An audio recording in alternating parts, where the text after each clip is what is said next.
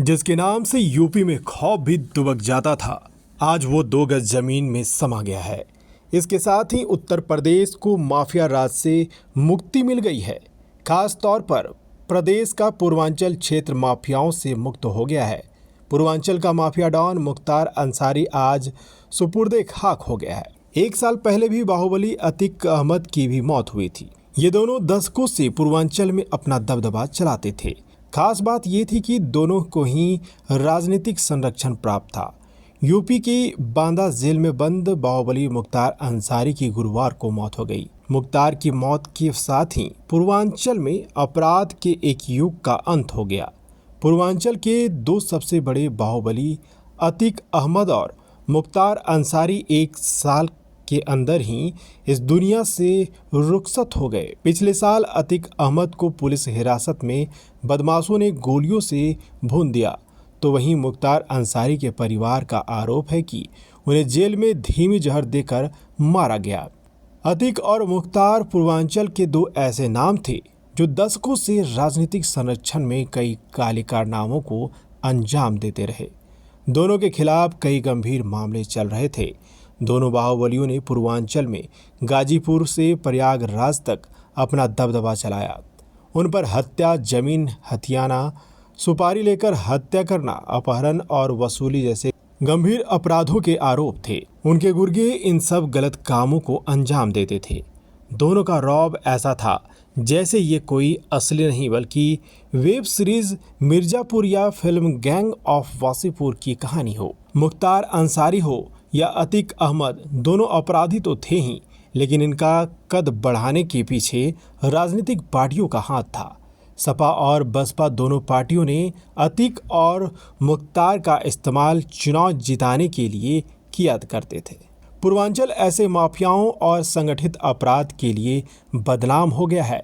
मुख्तार अंसारी 1995 से 2022 तक लगातार 5 बार मऊ से विधायक रहा। बिना किसी सजा के वो लगभग 20 साल विधायक रहा। हालांकि 2014 के बाद खासकर 2017 में केंद्र और फिर राज्य में योगी आदित्यनाथ के नेतृत्व में बीजेपी के सत्ता में आने के बाद से सब बदल गया।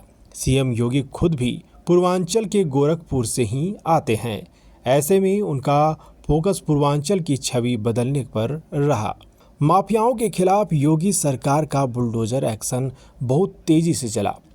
इस एक्शन के तहत अतीक और मुख्तार दोनों की अवैध संपत्तियों को या तो जब्त कर लिया गया या जमींदोज कर दिया गया। इसी तरह से उत्तर प्रदेश के बाबा का बुलडोजर मॉडल फेमस हुआ। योगी सरकार ने अतीक और मुख्तार के लंबे समय से पेंडिंग मामलों को अदालत में तेजी से आगे बढ़ाया, जिससे उन्हें आखिरकार सजा मिली। उनकी आर्थिक और कानूनी सुरक्षा दोनों खत्म हो गई। योगी के शासन में ही अतीक और मुख्तार को पहली बार सजा सुनाई गई। मुख्तार अंसारी 2005 से पिछले 18 सालों से जेल में था। उस पर 66 मामले दर्ज हैं, लेकिन अब तक वो किसी मामले में सजा याफ्ता नहीं था।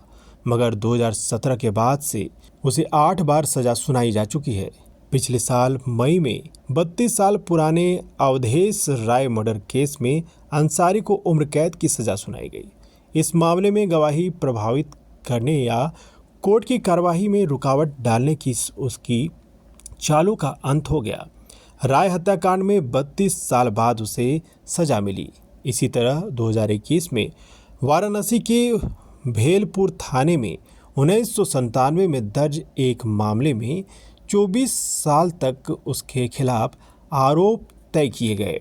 2022 में आगरा के जगदीशपुर थाने में 1999 में दर्ज एक अन्य मामले में भी 23 साल बाद आरोप तय किए जा सके। साथ ही लखनऊ के आलमबाग थाने में 2000 में उसके खिलाफ दर्ज एक मामले में भी 21 साल बाद 2021 में आरोप तय किए गए।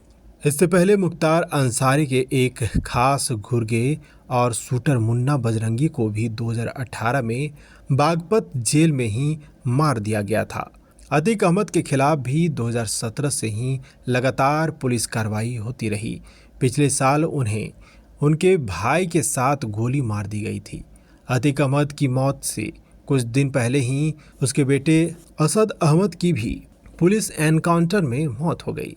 पुलिस ने अतीक की 1400 करोड़ रुपए की संपत्तियों को जब्त कर लिया और करीब 50 बेनामी कंपनियों को सील कर दिया, जिसका इस्तेमाल अतीक वसूली से कमाए काले धन को सफेद करने के लिए करता था। 2017 से पहले अतीक के खिलाफ 1000 से ज़्यादा आपराधिक मामले दर्ज थे, लेकिन वह हमेशा जमानत पर छूट जाता था और बाहर रहता था।